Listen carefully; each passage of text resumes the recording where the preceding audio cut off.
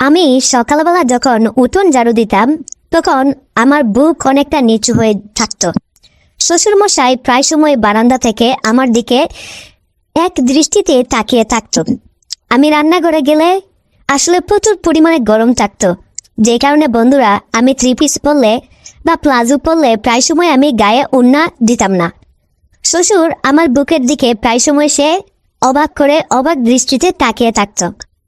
শ্বশুর আমি যখন গোসল করে আসতাম বাথরুম থেকে আমার ভেজা শরীরের দিকেও শ্বশুর তাকিয়ে থাকতো। শ্বশুর প্রায় সময় আমাকে নানা বাহানা করে তার রুমে নিতে চাইতো। আমার সঙ্গে সে প্রায় সময় শুতে চাইতো। আমাকে প্রায় সময় সে বলতো আমাকে নাকি তার অনেক বেশি ভালো লাগে, সে আমাকে টাকা পয়সা সম্পত্তি যা কিছু লাগবে সব কিছু দিবে, বিনিময়ে সে আমার কাছ থেকে প্রাইভেট সময় চায়। এবং এই ঘটনা আমি যেন তার ছেলেকে কোনোভাবেই না বলি। প্রায় সময় শ্বশুরের এমন কর্মকাণ্ড দেখে আমি হতবাক হয়ে যেতাম যে এটা কি আমার শ্বশুর নাকি বাহিরের কোনো পরপুরুষ। আমি কোনো কিছুই বুঝতে পারতাম না শ্বশুর কেমন করতেছে। বন্ধুরা বলে রাখি, শ্বশুর একজন সরকারি চাকরিজীবী মানুষ। এখন তিনি রিটায়ার করেছেন, তবে তার কিন্তু টাকা পয়সার সেই সম্পত্তির জমি জমার কোনো কিছুরই কিন্তু অভাব ছিল না। শ্বশুর চাইলে কিন্তু আরো একটা কেন আরো 2-3টা বিয়ে তার কাছে কোনো ব্যাপারই না। আর এখন কিন্তু আমাদের দেশে অনেক অনেক তরুণ মেয়েরাই কিন্তু অনেক বুড়ো বুড়ো বয়স্ক মানুষদেরকে তারা বিয়ে করতেছে, যেমন সুগার ডেডি। হ্যাঁ, টাকার বিনিময়ে কিন্তু অনেক তরুণ মেয়েরাই কিন্তু অনেক বয়স্ক বা মধ্যবয়স্ক পুরুষ মানুষকে তারা বিয়ে করতেছে টাকার জন্য, একটু ভালোভাবে চলার জন্য, থাকার জন্য অনেকে কিন্তু এই কাজটা করতেছে। আমি শ্বশুরকে প্রায় সময় এটা বলতাম। শ্বশুর আমাকে বলতো না, বাহিরের কোনো মেয়ে আসলে হবে না।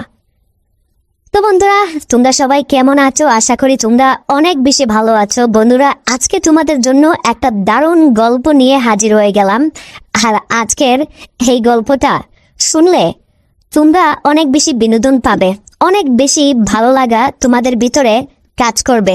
বন্ধুরা, তোমরা সবাই কেমন আছো? আমার কলিজার বন্ধুরা, আমার প্রাণের বন্ধুরা, তোমরা সবাই কেমন আছো? তোমরা জানো আমি তোমাকে কতটা মিস করি। আমি সবসময় তোমাদের বড্ড বেশি ভালোবাসি। তোমাদের প্রত্যেকটা কমেন্ট আমি খুব গুরুত্ব সহকারে দেখি এবং আমি রিপ্লাই দেওয়ার চেষ্টা করি। তো বন্ধুরা, তোমরা তো সবাই জানো আমার নাম কি, নতুন করে আর তোমাদের মাঝে বলার অব্যাহত রাখে না, তারপরও আবারও বলতেছি। বন্ধুরা, আমার নাম হচ্ছে জ্যোৎস্না। আমার যখন জন্ম হয়েছিল তখন আমি রাতে জন্মগ্রহণ করেছিলাম। জন্মের সময় নাকি অনেক জোনাকি পোকা এসেছিল, আর সেই থেকে আমার মা বাবা আমার নাম রেখেছিল জ্যোৎস্না। আমি নাকি জ্যোৎস্নার মতোই আলোকিত, সুন্দর, এবং আমি আসার পরে নাকি আমার মা বাবার সংসারে অনেক আয় উন্নতি হয়েছে। এই জন্য তারা আমাকে ভালোবেসে জ্যোৎস্না নামেই আমাকে তারা ডাকে, এবং এই নামটা বলা চলে আমার জন্য একটা লাকি। যাই হোক বন্ধুরা, আমার এখন বিয়ে হয়ে গেছে, আর আমার সংসারে এখন প্রায় আমি 1 বছর যাবৎ আমার স্বামীর সঙ্গে আমি সংসার করতেছি। শ্বশুরবাড়িতে খুব ভালো, খুব গুরুত্ব সহকারে আছি। কিন্তু বন্ধুরা, গত 3 মাস হলো আমার স্বামী নিলয় সে বিদেশে গিয়েছে, মালয়েশিয়ার একটি দেশে তিনি গিয়েছেন। আসলে বন্ধুরা, আমার শ্বশুর তিনি আগে সরকারি চাকরি করতেন, তিনি রিটায়ার করেছেন প্রায় 3 বছর হলো। এখন তার যে জমানো টাকা পয়সা আছে, আমার স্বামী তার জমানো টাকা পয়সা তিনি চান না খরচ করতে। অবশ্য আমার শ্বশুর বাধা দিয়েছিল, কিন্তু তিনি সেটা শুনেন নাই। শ্বশুরের কাছ থেকে প্রায় 5 লাখ টাকা খরচ করে তিনি বিদেশে গিয়েছেন, মালয়েশিয়াতে। সেখানে নাকি তিনি বড় একটা ইঞ্জিনিয়ারিং, মানে আইসিটি বা সফটওয়্যার ইঞ্জিনিয়ারিং তিনি কাজ করবেন, ঠিক আছে। তবে চাকরি এখনো কনফার্ম না। তিনি সেখানে ইন্টারভিউ দিবেন, ইন্টারভিউ দেওয়ার পরে তার চাকরি হবে, তারপরে তার স্যালারি, তার বেতন সবকিছু নির্ধারণ করা হবে। তো আমার শ্বশুরবাড়িতে আমার হাজবেন্ডের 2 বোন ছিল বড়, তাদের বিয়ে হয়ে গেছে আমি এই বাড়িতে আসার আগেই। আর আমার বিয়ে হওয়ার আগেই আমার শাশুড়িও মারা গিয়েছে। আসলে শ্বশুর আর আমার হাজবেন্ড তারা একসঙ্গে থাকতো। তাদের মেয়ে মানুষ বলতে বাসায় কেউই ছিল না। দুইটা মেয়ে ছিল, তাদেরকে বিয়ে দিয়ে তারা শ্বশুর বাড়িতে চলে গিয়েছে। বছরে ঈদের সময় মাঝে মধ্যে আসলে ওই তখন দেখা সাক্ষাৎ হয়, কিন্তু আমার শ্বশুর এবং আমার হাজবেন্ড নিলয় তাদের থাকা খাওয়ার অনেক সমস্যা হচ্ছিল, যে কারণে তারা চাচ্ছিলেন যে একটা বিয়ে দেওয়ার জন্য। কিন্তু আমার হাজবেন্ড নিলয় তখন কোনো চাকরি করতো না, কিন্তু আমার শ্বশুরের যেহেতু সরকারি চাকরি ছিল, আর সে যেহেতু পড়াশোনা করা শেষ করে দিয়েছে এবং তিনি বিদেশে ইঞ্জিনিয়ার বা সফটওয়্যার কোম্পানিতে চাকরি নেবেন, সেই কারণে আমার মা বাবা আর দ্বিমত করে নাই। বন্ধুরা, আমার হাজবেন্ড আজকে বিদেশে গেছেন প্রায় 3 মাস হয়েছে, এখনো তিনি ভালো কোনো জবের সন্ধান পায় নাই। তবে তিনি বিদেশেই আছেন, সেখানে তার বন্ধুর বাসায় আছেন, সেখানে তিনি থাকা খাওয়া সবকিছু করেন। আবার পাশাপাশি তিনি একটা লোকাল জব করেন সেখানে। যতদিন পর্যন্ত তিনি সফটওয়্যারের চাকরি না পাচ্ছেন, ভালো ইন্টারভিউ না দিতে পারতেছেন, ততদিন পর্যন্ত তার বন্ধুর সঙ্গে তিনি দ্বৈতভাবে কাজ করবেন, সেখানে একটা মোটা অঙ্কের টাকা পান। তো আমার হাজব্যান্ড আসলে যখন কাজ শেষে তিনি রাতে সময় পেত, আমাকে প্রায় সময় তিনি ভিডিও কল দিত।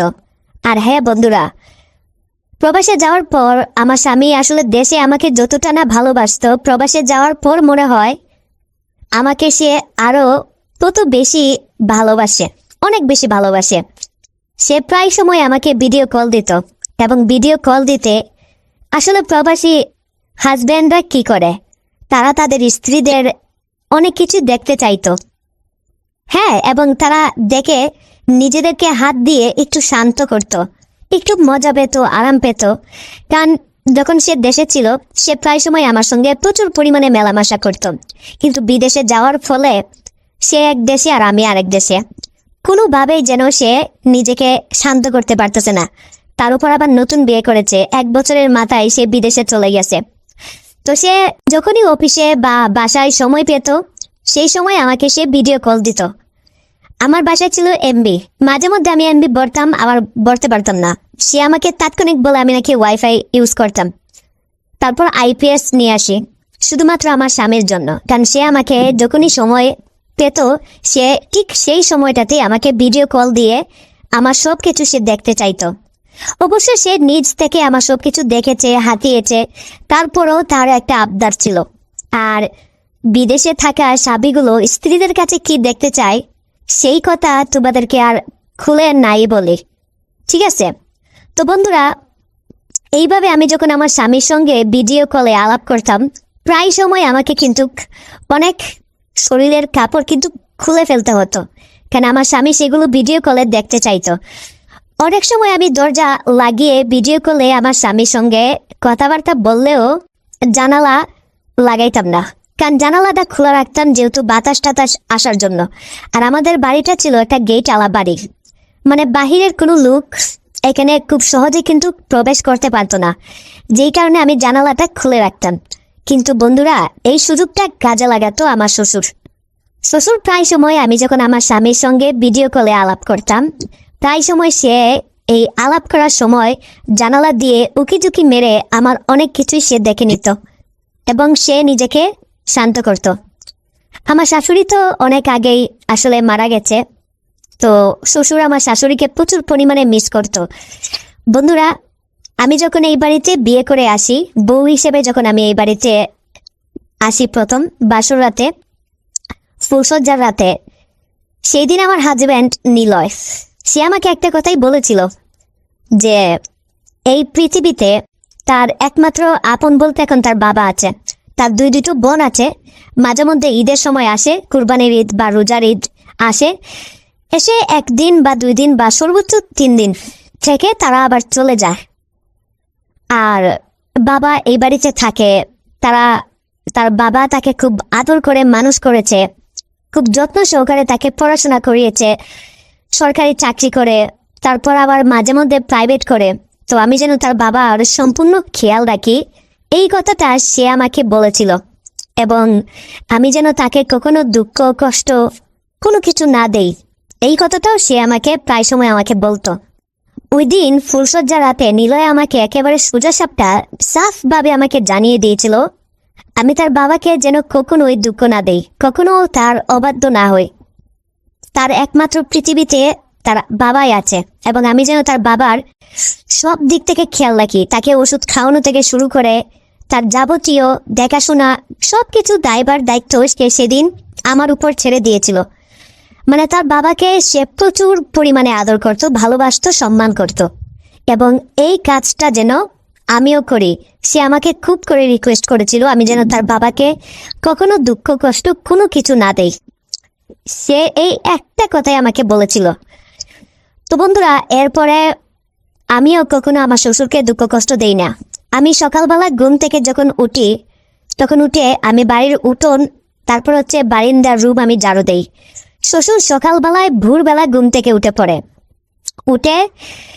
উঠে সে আসলে ওই যে আমি যখন ঘর দোয়ার বাহিরে সবকিছু ঝাড়ু দিতাম, শ্বশুর তখন বাগানে ফুলে এই আপনার পানি দিত। আমি যখন ঝাড়ু দিতাম একটু নিচু হয়ে কিন্তু ঝাড়ু দিতে হতো।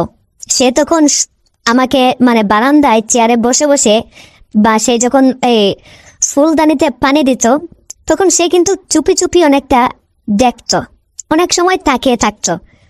আর আমি তো মনে করেন যে এদিক থেকে সেদিক ওই দিক মানে কোনো কিছু এত কিছু খেয়াল করতাম না। একটা ঝাড়ু নিতাম আর পুরো বাড়ি উঠোন সবকিছু আমি ঝাড়ু দিতাম। তো অনেক সময় আসলে দেখা যেত প্রচুর কাজ, গাছের পাতা টাতা পড়তো উঠোনে ঝাড়ু দেওয়ার ফলে। অনেক সময় বুকে উন্না দিতাম না, আবার অনেক সময় শাড়ির এই অনেক কিছু কিন্তু ভিতরের দৃশ্যগুলো দেখা যেত বুকের। শ্বশুর একেবারেই মানে সে এক দৃষ্টিতে তাকিয়ে থাকতো। আমি তাকে কোনো কিছু বলতাম না। আমি মনে মনে ভাবতাম, যাক, আমি যদি তাকে অবহেলা করি তাহলে হয়তো নিলয় কষ্ট পাবে, বা তাকে যদি দুঃখ কষ্ট দেই। তারপর বন্ধুরা, আমি যখন প্রায় সময় গোসল করে আসতাম ওয়াশরুম থেকে, বাথরুম থেকে বের হতাম, আমার শরীরটা একেবারে পুরো বেজা একটা শরীর থাকতো। শ্বশুর সেদিকে প্রায় সময় মানে আমার বেজা শরীরের দিকে তাকিয়ে থাকতো। একদিন শ্বশুর রাত 11টা হবে, তার রুমে খুব চিৎকার চেঁচামেচি খুব করতেছে। আসলে আমার শ্বশুর এর আগে একবার অসুস্থ হয়েছিল, তাকে ডাক্তারের কাছে নিয়ে গিয়েছিলাম। তার শরীরে প্রচুর পরিমাণে ব্যথা ছিল তখন। একদিন রাতে ঠিক 11টার সময় শ্বশুর আমাকে তার রুম থেকে প্রচুর পরিমাণে ডাকাডাকি করতেছে। আসলে বন্ধুরা, ওই দিন রাতে আমার এত পরিমাণ ঘুম পাচ্ছিল, আমি আসলে কোনো কিছু বলতে পারি নাই। শ্বশুরের নাকি হাত পা প্রচুর পরিমাণে ব্যথা করতেছিল। হঠাৎ করে আমি লাফিয়ে উঠলাম। আসলে সেদিন আমি আমার স্বামী নীলের সঙ্গেও ভিডিও কলে খুব একটা বেশি যোগাযোগ করি নাই। আসলে আমার শরীরটা, মাথাটা খুব ব্যথা করতেছিল। যাক, হঠাৎ করে উঠে দেখি শ্বশুর আমার ঘরের সামনে এসে দরজার সামনে আমাকে ডাকতেছে, বৌমা বৌমা বলে আমাকে ডাকতেছে। তখন আমি শ্বশুর মশাইকে বললাম, কি হয়েছে বাবা, এভাবে চিৎকার চেঁচামেচি করে আমাকে ডাকাডাকি করতেছেন কেন? তখন আমাকে বলতেছে, মারে, তোমাকে আমি ডাকতেছি, এতক্ষণ রুমে থেকে তোমাকে কত ডাকাডাকি করলাম, চিৎকার চেঁচামেচি করলাম, আমার শরীর হাত পা খুব ব্যথা করতেছে, আমাকে একটু তেল মালিশ করে দাও না। দেখো না, শরীরটা কেমন যেন ব্যথা করতেছে, মনে হচ্ছে আর বাঁচবো না, এখনই মনে হয় মরে যাব। আমি তখন বাবাকে বললাম, ঠিক আছে বাবা, আমি দিচ্ছি। আসলে আজকে শরীরটা আমার এত খারাপ লাগতেছে, বলে বোঝাতে পারবো না।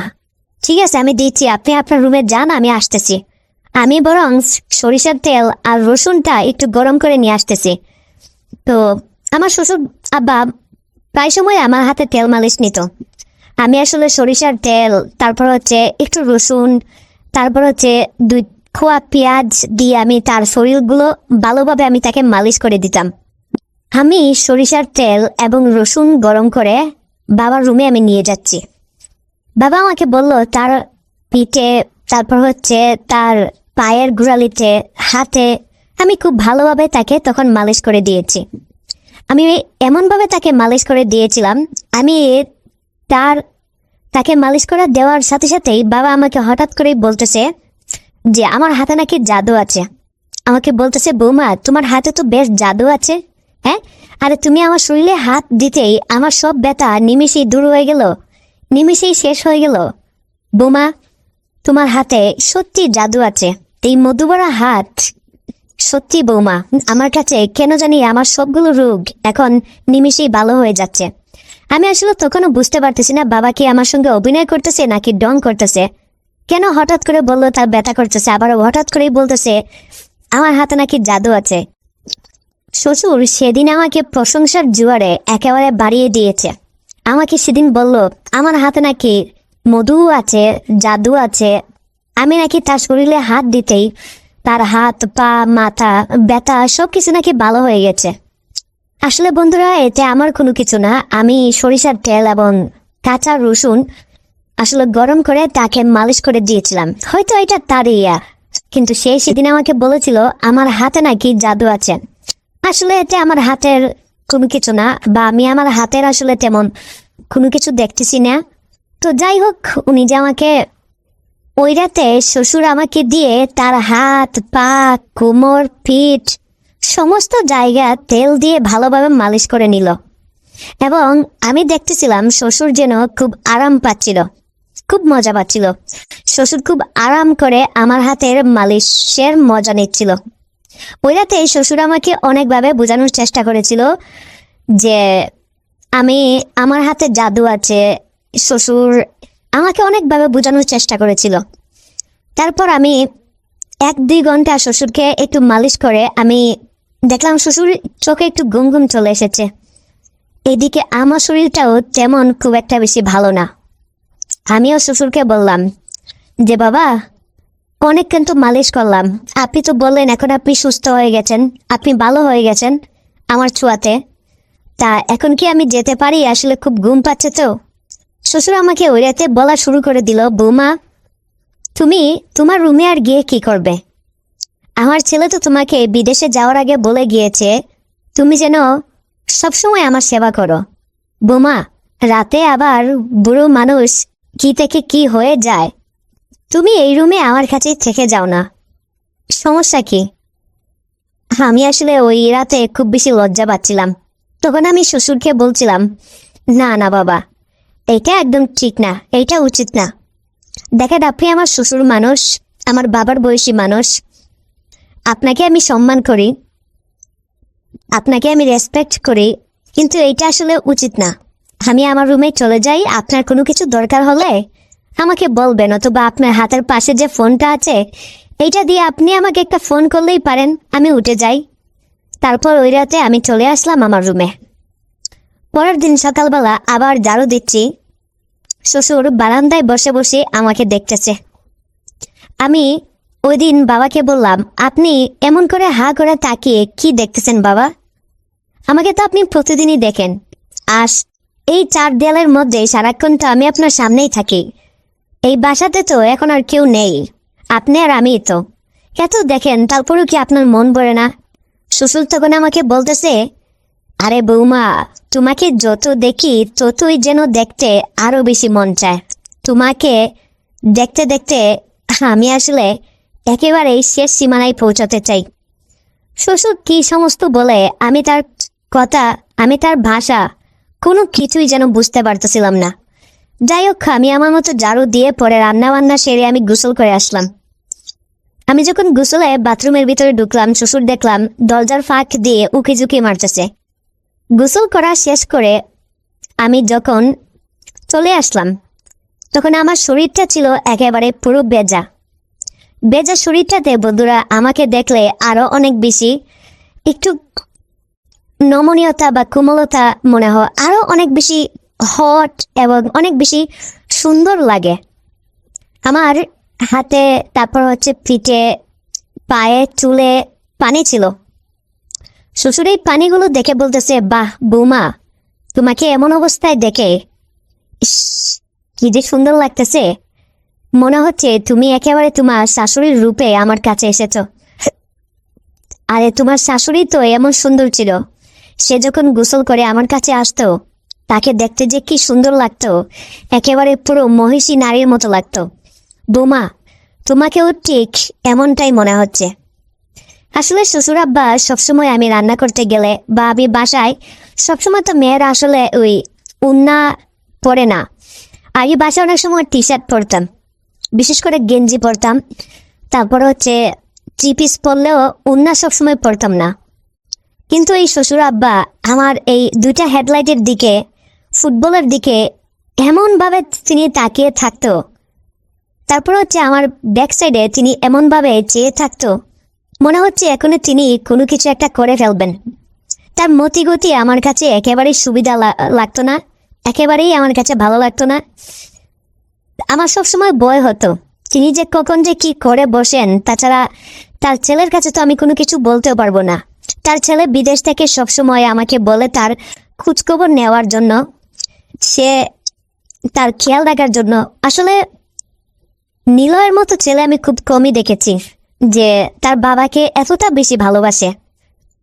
আসলে সে সবসময় তার বাবার কথা চিন্তা করে, এই যে আমি তার বউ, আমি কেমন আছি না আছি, আমার শরীর স্বাস্থ্য ভালো আছে কিনা সে একটাবারও জানতে চায় না, আমার কষ্ট হয় কিনা সেটাও সে জানতে চায় না।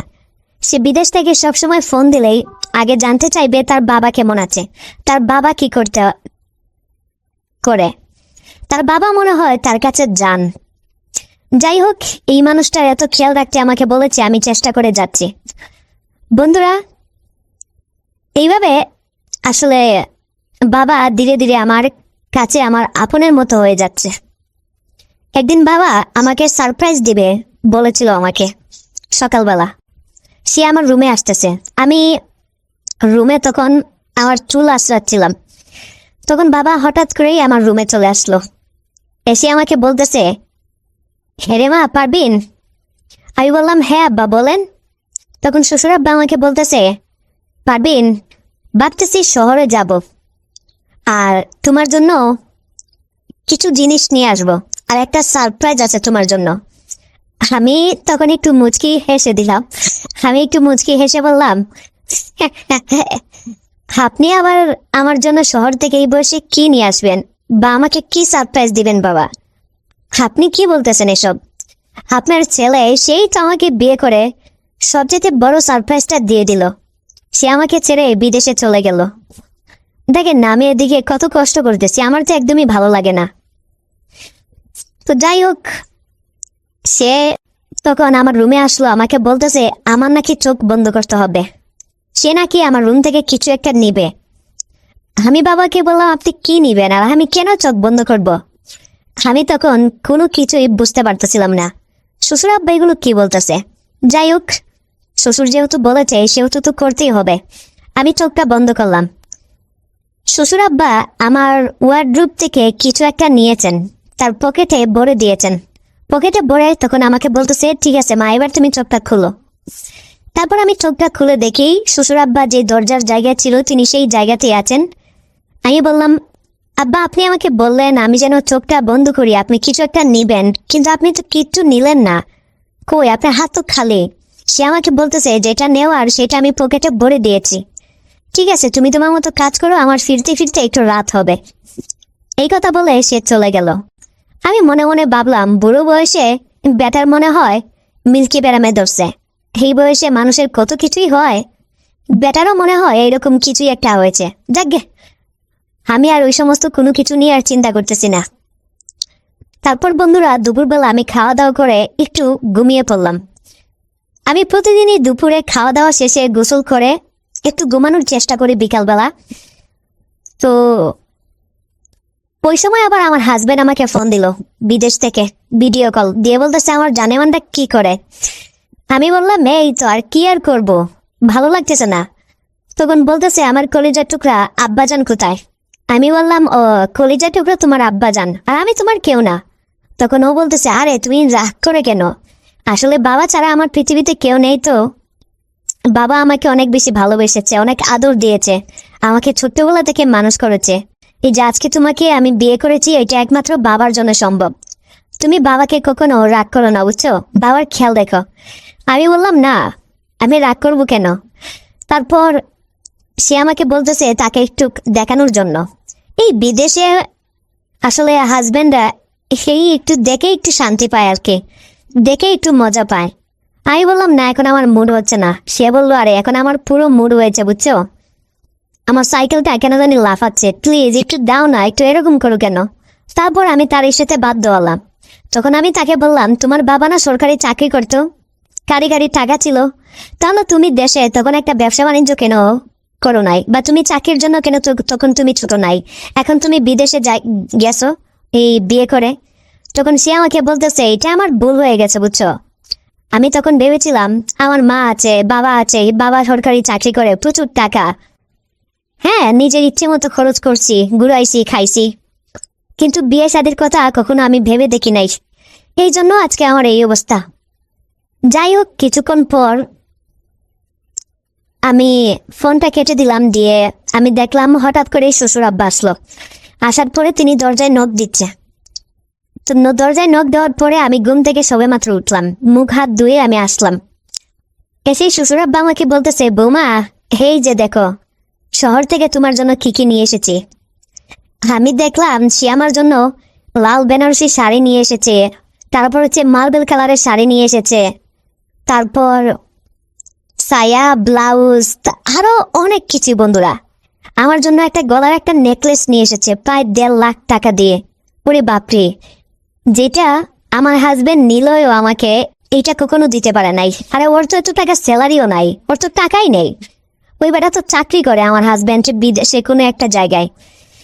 যাই হোক, আমি শ্বশুর আব্বাকে বললাম, বাবা এটা আপনি কি করলেন, আমার জন্য এত দামি দামি শাড়ি, তারপর হচ্ছে হিজাব, 3 পিস, জুতো, নেল পালিশ, লিপস্টিক, পারফিউম নিয়ে এসেছেন আবার। ওরে বাবা, হ্যাঁ আবার দেখতেছি নিম ফেস ওয়াশও নিয়ে এসেছেন। আর একটা গোপন জিনিস, সেটা বাবা আমার জন্য প্যাকেট করে নিয়ে এসেছে। আমি বললাম, আপনি এত কিছু নিয়ে আসলেন আমার জন্য কেন বাবা? তখন শ্বশুর আব্বা আমাকে বলতেছে, আরে আজকে যদি তোমার শাশুড়ি মা বেঁচে থাকতো তাহলে তো তার পিছনে এত কারি টাকা আমার খরচ করতে হতো। তাকে তো প্রতি সপ্তাহে শাড়ি, কাপড়, গহনা কিছু না কিছু তো তাকে কিনে দিতেই হতো আমার। এখন এই টাকাগুলো তো আমার বেঁচে যাচ্ছে।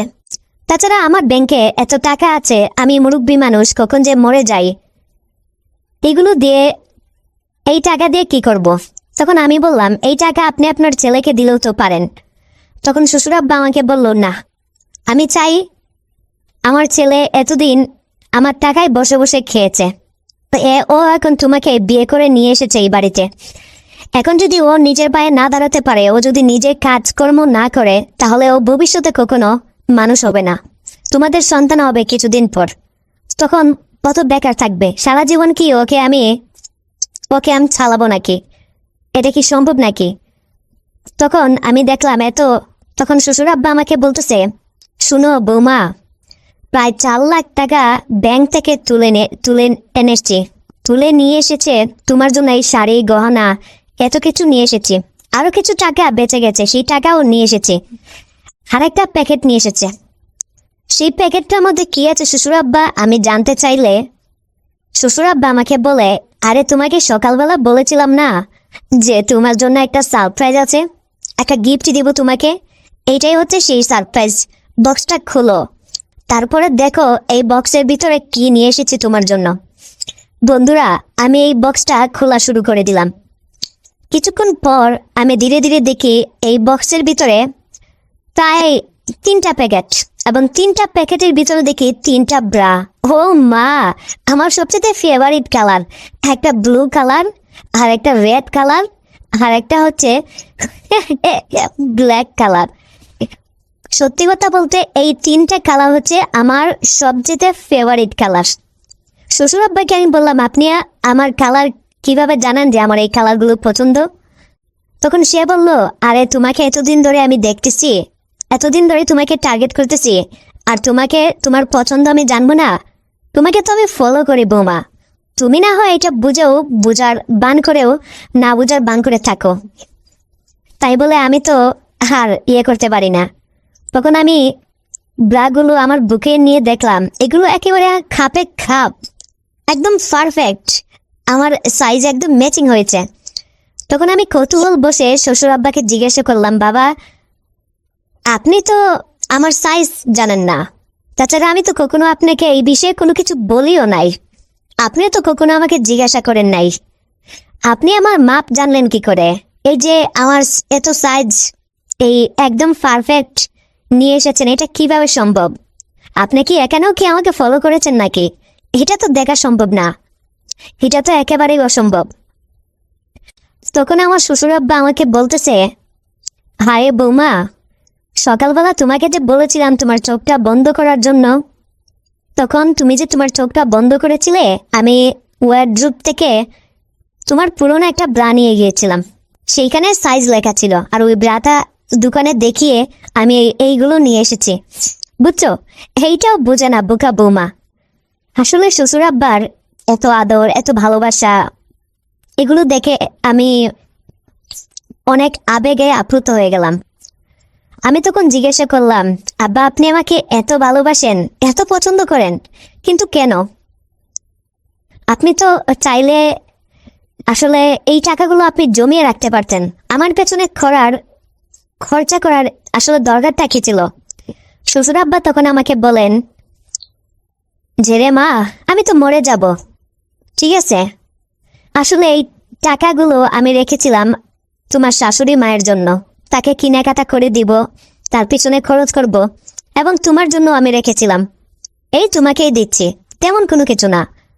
তখন আমি শ্বশুর আব্বাকে বললাম, আব্বা তা না হয় বুঝলাম, কিন্তু আপনি আমার পিছনে এত টাকা খরচ করতেছেন, এত শাড়ি নিয়ে আসতেছেন, আচ্ছা বলেন আমি আপনার জন্য কি করতে পারি? তখন শ্বশুর আব্বা আমাকে বলতেছে, এই তেমন কিছু না, তুমি একটা কাজ করবে আমার জন্য। হ্যাঁ, তোমাকে কিছু বলবো আমি?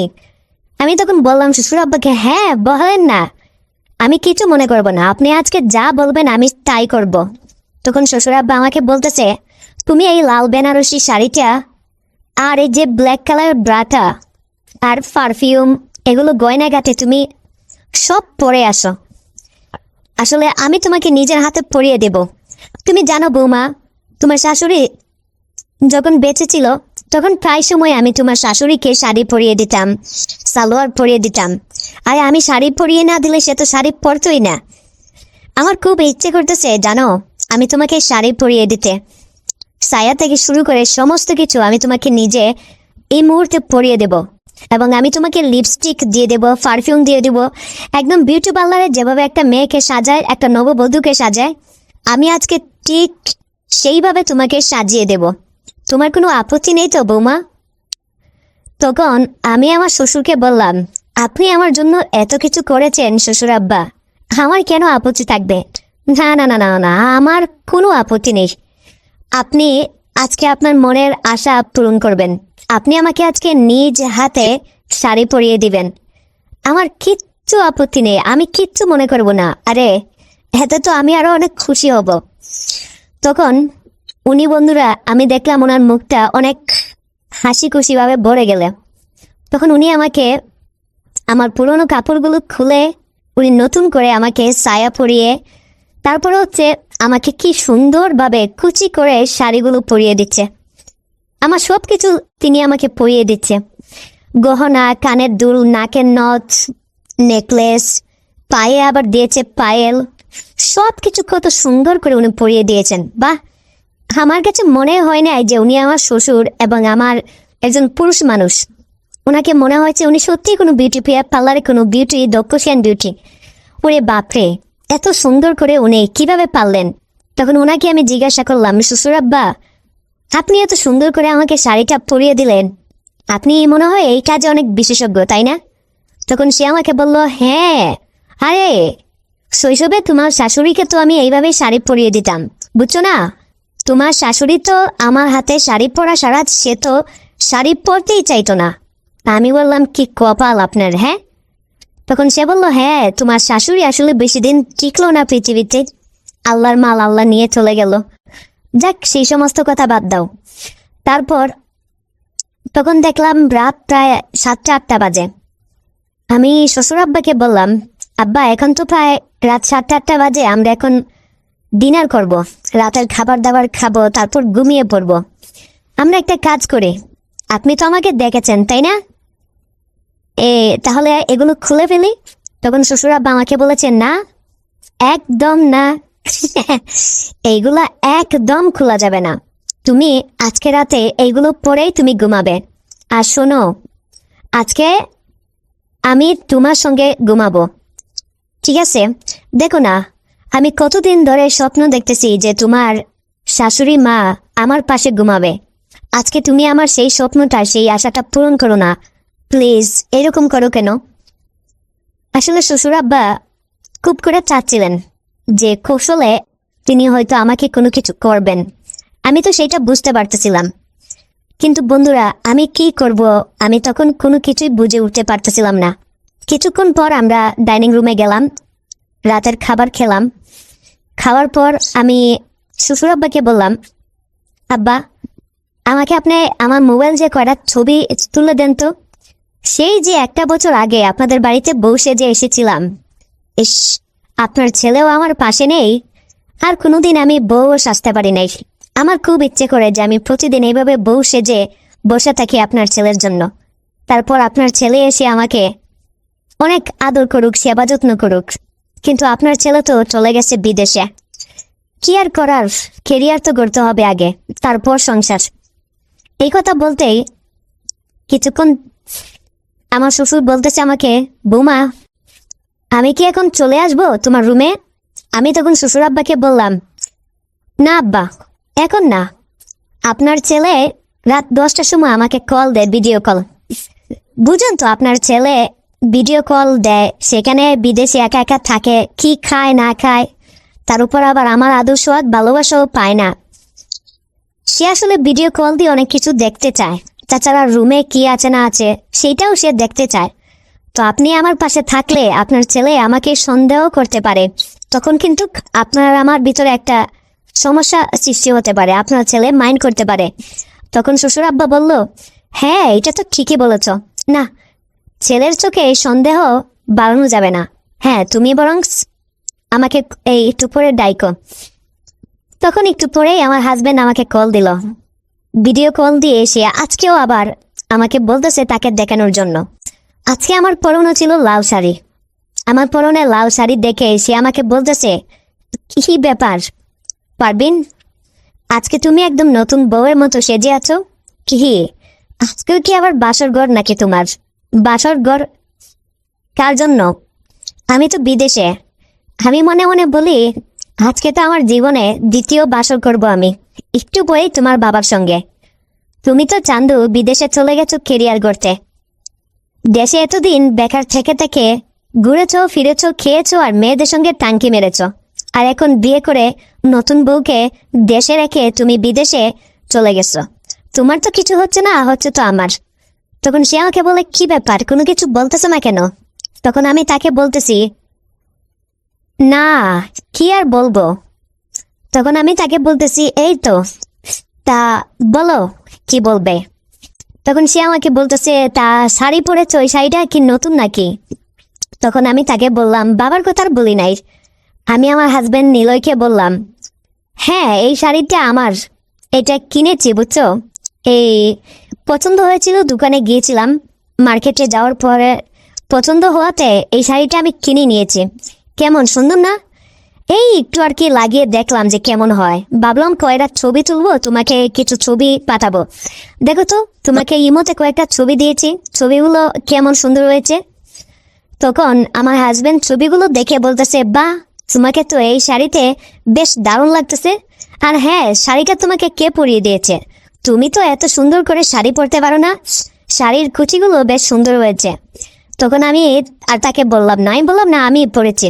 তার বাবার কথা বললে হয়তো সে মাইন্ড করতে পারে। তখন সে আমাকে বলতেছে, হেই বাবার কি অবস্থা, কেমন আছে সে?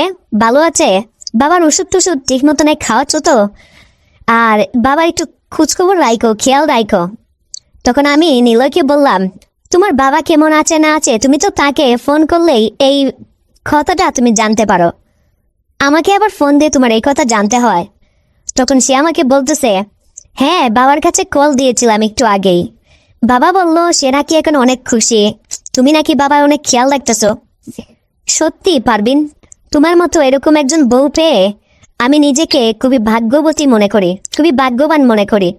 সত্যি কথা বলতে আমি সবসময় চেয়েছিলাম যে তুমি আসলে বাবাকে কতটুকু সেবা যত্ন করবে, কেন অনেক বউয়েরাই আছে শ্বশুর শাশুড়ি সেবা যত্ন করতে চায় না, কিন্তু তুমি সেটা একদম ভিন্নতা প্রমাণ করে দিলে, তুমি সবার চেয়ে আলাদা।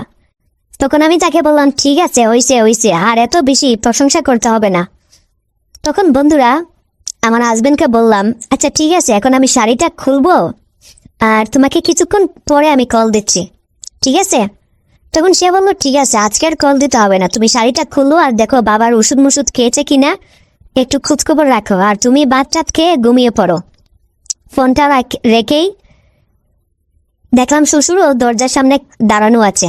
আমি শ্বশুরকে বললাম, আপনি আপনার বালিশ কুলবালিশ নিয়ে চলে আসেন এই রুমে আমার কাছে, কম্বলটাও নিয়ে আসেন। শ্বশুর দেখলাম সে তার বালিশ আর একটা কম্বল নিয়ে আমার রুমে চলে এসেছে। তারপর সে আমার পাশেই শুয়ে পড়ল। আমি খুব কৌতূহলী ছিলাম। আমি শ্বশুর আব্বাকে জিজ্ঞাসা করলাম, আচ্ছা শ্বশুর আব্বা, আপনার তো প্রচুর টাকা পয়সা, অনেক অর্থ সম্পদ, আপনি চাইলে তো আরেকটা বিয়ে করতে পারেন।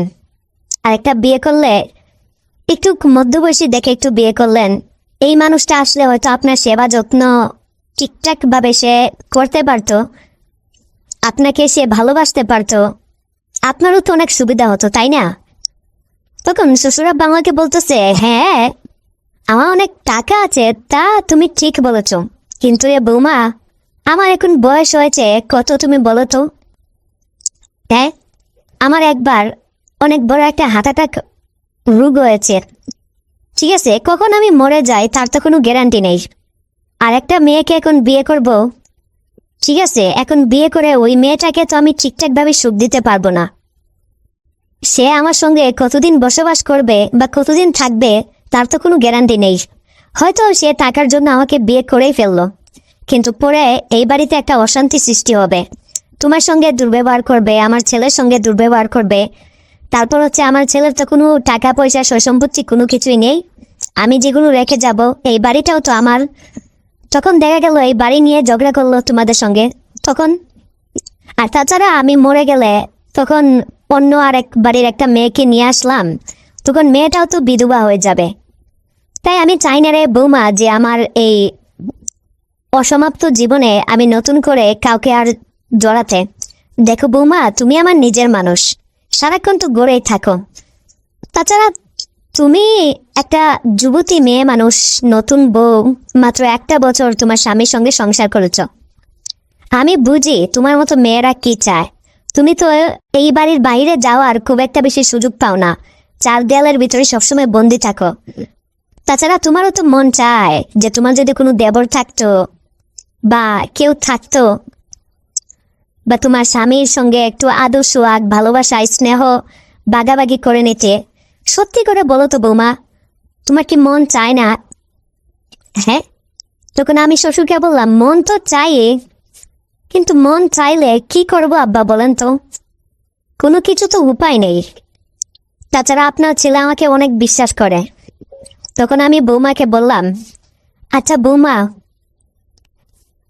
তোমারও তো মন চায়, দেখো আমারও মন চায়, তুমি যদি আমাকে সব ভালোবাসা দাও তাহলে অনেক ভালো হয়। বন্ধুরা, এই কথা বলেই আমার শ্বশুর আমার পাশে ঘুমিয়ে পড়ল। তারপর আমিও তার পাশে ঘুমিয়ে পড়লাম। আমার আজকে মনে মনে অনেক বেশি ভালো লাগা কাজ করেছিল, অনেক বেশি উত্তেজনাও কাজ করেছিল যে এতটা দিন আমি একা একা এই রুমে শুয়ে থাকতাম, আজকে আমার পাশে একটা শ্বশুর, আমার শ্বশুর একটা পুরুষ মানুষ এসেছে। শরীরে কেমন যেন একটা আকাঙ্ক্ষা, একটা স্থির কাজ করা শুরু করে দিয়েছে। আমি দেখলাম শ্বশুর কোনো কিছু করতেছে না। আমি ভাবলাম শ্বশুর হয়তো অনেকদিনে একটা ক্ষুধার্ত পুরুষ, হয়তো সে এসেই আমার সঙ্গে হাঁপিয়ে পড়বে, ঝাঁপিয়ে পড়বে, কোনো কিছু করবে আমার সঙ্গে। কিন্তু আমি দেখলাম সে তো কোনো কিছুই করতেছে না। সে আমাকে তার বউয়ের, আমার শাশুড়ির সেই পুরনো দিনের শ্বশুরের গল্প আমাকে শোনাচ্ছে।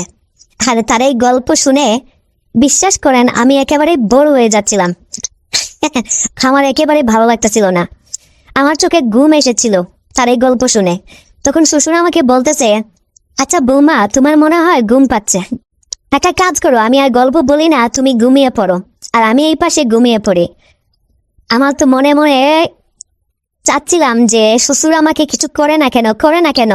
আমার ভিতরে অনেক উত্তেজনা কাজ করতেছিল যে এই বেটা আমাকে এতদিন লুকিয়ে লুকিয়ে দেখতো, হ্যাঁ, একদিকে তাকিয়ে থাকতো, কত কিছু করতো, আজকে একটা সুযোগ পেয়ে সে কোনো কিছু করতেছে না কেন। আমার তো মন কোনোভাবেই মানতেছিল না, মন কোনোভাবেই সায় দিচ্ছিল না, সে কিছু করে না কেন, করে না কেন। আর বিশেষ করে একটা কথা, মেয়েদের বুক ফাটে তো মুখ ফুটে না। মেয়েরা কিন্তু জোর গলায় কাউকে কোনো কিছু বলতে পারে না, তাদের যত ইচ্ছে করুক, তারা কিন্তু দেখবেন কখনোই মুখ ফুটে কিছু বলবে না। তবে যাদের সঙ্গে ফ্রি হয়ে যাই, তাদের সঙ্গে কিন্তু আমরা অনেক কিছুই করে ফেলি। শ্বশুরের সঙ্গে তো এখনো আমি ফ্রি হই নাই, এই জন্য একটু লজ্জা কাজ করতেছিল। আমি কিছুক্ষণ পর শ্বশুরকে বললাম, কি বাবা, আপনি এতদিন আমার সঙ্গে ঘুমানোর জন্য পাগল হয়ে যেতেন, অথচ মাঝখানে আপনি কুলবালিশ দিয়ে আছেন আর এক পাশে শুয়ে আছেন, বুঝলাম না বিষয়টা। তখন শ্বশুর আমাকে বলল, ও সরি বৌমা। তারপর সে কুলবালিশটা সরাতেই আমার শরীরে হাত দিয়ে ফেললো। বন্ধুরা, আমার যে কি একটা অবস্থা হয়েছে, পুরো শরীর জুড়ে একেবারে কারেন্ট চলে এসেছে। কি বলবো, আমি যেন নিজেকে আর কোনোভাবে স্থির রাখতে পারতেছি না। এতটা দিন আমি আমার স্বামী নিলয়কে ছাড়া একা একা যে কি কষ্ট করে থেকেছি, সেটা আমি তোমাদেরকে এই মুহূর্তে বলে বোঝাতে পারবো না। আসলে একটা প্রবাসী নারী বুঝে আর একটা প্রবাসী নারীর কষ্ট বেদনা, যে তার স্বামীটা যখন দূর প্রবাসে চলে যায়, সেই নারীটার ভেতরে কতটা কষ্ট, কতটা আকাঙ্ক্ষা আর কতটা বেদনা। যাই হোক, কিছুক্ষণ পর শ্বশুর আমাকে দেখলাম কিছু বলতে চাচ্ছে, বলতেছে, বৌমা তোমাকে একটা জিনিস বলবো, আমার ব্যাংকে 5 লাখ টাকা আছে, আমি তোমাকে দিব, কিন্তু বৌমা আজকে তোমার সঙ্গে কিছু একটা হয়ে যাবে আমার, তুমি কিছু মনে টনে করবে না তো, আমার ছেলেকে কিছু বলবে না তো? আমি তখন বললাম, আপনার টাকা বাবা, আপনি তো চাইলে আমাকে দিতেই পারেন, সমস্যা কি? হ্যাঁ করেন, সমস্যা কি, আমি তো আপনাকে না করি নাই, আর না করলে কি আপনাকে রুমে থাকতে দিতাম আমার সঙ্গে? তারপর বন্ধুরা, পুরো আধা ঘন্টা আমার সঙ্গে যা হলো, আমার শরীরের উপর দিয়ে যেই জ্বর গেল, যেই তুফান গেল, ঘুরে বাপরে, এই তুফানের কথা এখন আমি তোমাদেরকে কিভাবে বলি। আমি ভেবেছিলাম শ্বশুর বুড়ো মানুষ, বয়স্ক মানুষ, হয়তো সে তেমন কোনো কিছু একটা পারবে না, ওই একটু শরীরে নাদুস নুদুস করবে, এর পাশে ঘুমিয়ে থাকবে, এটা হয়তো তার শখ। বন্ধুরা, সে আমার স্বামীর চাইতেও ভয়ঙ্কর। আমার স্বামীও তো আমাকে এত সুখ, এত আনন্দ কখনো দিতে পারে নাই। সত্যি কথা বলতে, আমার স্বামী নিলয়, সেও আমাকে ভালোভাবে খুশি করতে পারে নাই। আমার শ্বশুর আমাকে একদম পারফেক্ট খুশি করেছে, অনেক সুখ দিয়ে একদম ভরিয়ে ফেলেছে। আমি খুশি, আমি তো বন্ধুরা অনেক অনেক বেশি খুশি, অনেক আনন্দিত। তারপর বন্ধুরা, শ্বশুর আমাকে বলতেছে, কি বৌমা, তুমি খুশি তো? মজা পেয়েছো নাকি আমার উপর রাগ করেছো? তখন আমি এই শ্বশুরকে বললাম, না শ্বশুর আব্বা, আসলে আপনি এই বয়সেও এরকম পারফরমেন্স করবেন, আমি তো এটা কখনোই ভাবতে পারি নাই। সত্যি কথা বলতে, আপনাকে আমি সবসময় একটু হালকাভাবে নিতাম। আমি সবসময় ভাবতাম যে আপনি বুড়ো মানুষ, বয়স্ক মানুষ, আপনার ভিতরে তেমন একটা শক্তি নেই, কিন্তু আপনি তো পুরো একদম ফাটিয়ে দিলেন। তখন বন্ধুরা, এরপর থেকে শ্বশুর আর আমার ভিতরে প্রতিদিনই এরকম হতো। আমরা এখন একে অন্যকে একদম স্বামী স্ত্রীর মতো আমরা এই বসবাস শুরু করলাম। শ্বশুর আমাকে প্রতিদিনই খুশি করত, সুখ দিত, আর আমিও তাকে যেন মানা করতাম না। আমরা যে পুত্রবধূ এবং শ্বশুর, দূর থেকে দেখে বোঝার কোনো উপায় ছিল না, কোনো উপায় ছিল না। তো একদিন আমি শ্বশুরকে বলতেছি, আচ্ছা, আর কিছুদিন পরে তো আপনার ছেলে চলে আসবে, তখন আপনি কি করবেন? তখন তো আপনি আমাকে পাবেন না। তখন শ্বশুর আমাকে বলতেছে, না রে বৌমা, আমি বুড়ো মানুষ, তুমি আমাকে দিচ্ছ, এটাই তো অনেক বেশি। আর শোনো, চাইলে যে কোনোভাবেই দেওয়া যায়, যদি তুমি চাও, আর তুমি যদি না চাও তাহলে তো কোনোভাবেই সম্ভব না। আমি তখন শ্বশুরকে কৌতূহল হয়ে জিজ্ঞাসা করলাম, কিভাবে? তখন শ্বশুর আমাকে বলতেছে, এই দেখো, ছেলে তো বিদেশ থেকে আসবে, ও তো আর কারি কারি বস্তা বস্তা টাকা নিয়ে আসবে না, দেশে এসে ও তো আর সবসময় সারাক্ষণ বাসায় বসে থাকবে না, তাই না? হয়তো কোনো কিছু একটা ব্যবসা বাণিজ্য করতে হবে, আমার কাছ থেকে কিছু টাকা দিব, দিয়ে ওকে বাজারে বা কোনো একটা ব্যবসায় কাজে বসিয়ে দেব। ও সারাক্ষণ ওর ব্যবসা নিয়েই ব্যস্ত থাকবে। আর এদিকে তুমি যদি সুযোগ করে আমাকে মাঝে মধ্যে দেও, আমাকে যে সব সময় দিতে হবে এমনটা না, আমাকে একটু সুযোগ করে মাঝে মধ্যে দিলেই হবে। তুমি তোমার যদি ইচ্ছে করে তাহলেই, আমি জোর করে তোমার কাছ থেকে কোনো কিছু আদায় করতে চাই না। আসলে জোর করে কোনো কিছুর মজা নেই, কোনো কিছুর মূল্য নেই। আমি শ্বশুরকে বললাম, বাহ, আপনার তো বেশ ভালো বুদ্ধি। তখন এইভাবে আমাদের চলল। কিছুক্ষণ পর আমি দেখলাম বন্ধুরা, আমার হাজবেন্ড আমাকে ফোন দিয়ে বলতেছে সে নাকি দেশে চলে আসবে, দেশে এসে সে ব্যবসা করবে। কিছুদিন পর সে চলে আসলো এবং সে আমাকে ফোনে বলতেছিল যে আমি আসলে ভুল করেছি, বুঝছো, আগে বন্ধু বান্ধবের সঙ্গে আড্ডা দিয়েছি। বাবা সরকারি চাকরি করত, বাবার টাকায় মস্তানি করেছি, মোটরসাইকেল নিয়ে ঘুরেছি। হ্যাঁ, অনেক সময় মেয়েদের সঙ্গে অনেক টাঙ্কি উঙ্কি অনেক কিছুই মেরেছি। আমি আসলে ভুল করে ফেলেছি, ঠিক আছে, আমি আমার জীবনে অনেক বড় বিশাল ভুল করে ফেলেছি। আমি তখন আমার হাজবেন্ড নীলকে বললাম, যা হওয়ার তা তো হয়েই গেছে, এইটা নিয়ে এখন আর মন খারাপ করে কি হবে। তখন সে আমাকে বলতেছে, আমি চাই না যে জীবনে আমার মতো আর কেউ এরকম ভুল করুক। আসলে প্রত্যেকটা ছেলের উচিত তারা কোনো ব্যবসা চাকরি বা সফল হয়ে নিজের পায়ে দাঁড়িয়ে তারপর যেন তারা বিয়ে করে। আর বিশেষ করে যুবক বয়সে তারা যেন কোনোভাবেই আসলে আড্ডা মেরে সময় যেন নষ্ট না করে, মোবাইল টিপে আড্ডা মেরে মেয়েদের পিছনে সময় যেন নষ্ট না করে। তাহলে ভবিষ্যৎ তাদের খুব একটা বেশি ভালো হবে না, তাহলে ভবিষ্যৎ আমার মতোই হবে। এই বিয়ে করে নতুন বউ রেখে চলে যেতে হবে বিদেশে। তোমার মতো আমি ভালো একটা বউ পেয়েছিলাম বলে তুমি হয়তো কোনো জায়গায় রিলেশন করো নাই, কিন্তু অনেক প্রবাসী বউ আছে, তারা দেবরের সঙ্গে রিলেশন করে, অনেক জায়গায় সম্পর্ক গড়ে, কিন্তু তুমি খুবই ভালো মানুষ। তখন আমি মনে মনে ভাবলাম, আমি যে কতটুকু ভালো সেটা তো আমি ভালো করেই জানি। আমি যে তোমার বাবার সঙ্গে কি কি করেছি সেইটা আমি ছাড়া আর তোমার বাবা ছাড়া তো আর কেউ জানে না। যাকগে, নীলয় আমাকে ভালো বলতেছে, এটাই হচ্ছে কথা। তো বন্ধুরা, এরপর থেকে আমার হাজবেন্ড নীলয় সে দেশে চলে আসলো। এখন সে একটা ব্যবসা করে। আমি যদি সুযোগ পাই, যখন আমার হাজবেন্ড বাসার বাইরে চলে যায়, তখন আমার শ্বশুরকে কিছুটা সময় দেই আমি, কারণ সে আমাকে অনেক কিছু দিয়েছে, শাড়ি গহনা টাকা পয়সা জমি জমা।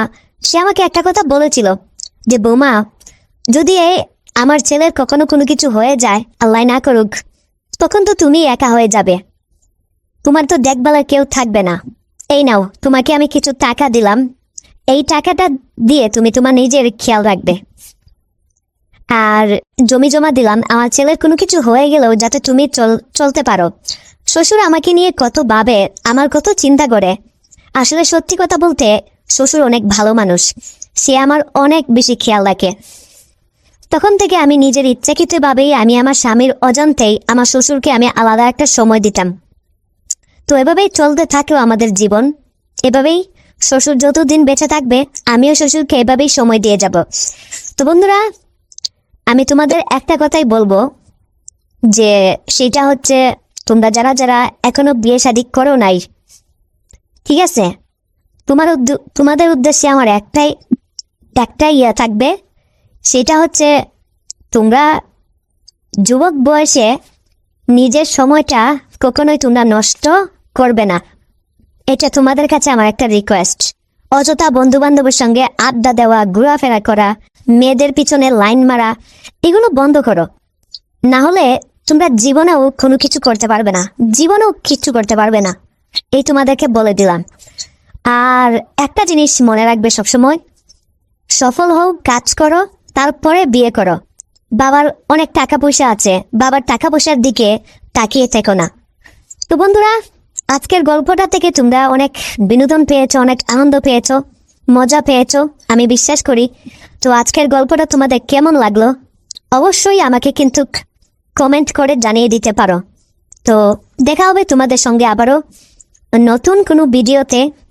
সেই পর্যন্ত বন্ধু, আমার প্রাণের কলিজার ভাই বন্ধুরা সবাই ভালো থাকবে, সুস্থ থাকবে। আল্লাহ হাফেজ।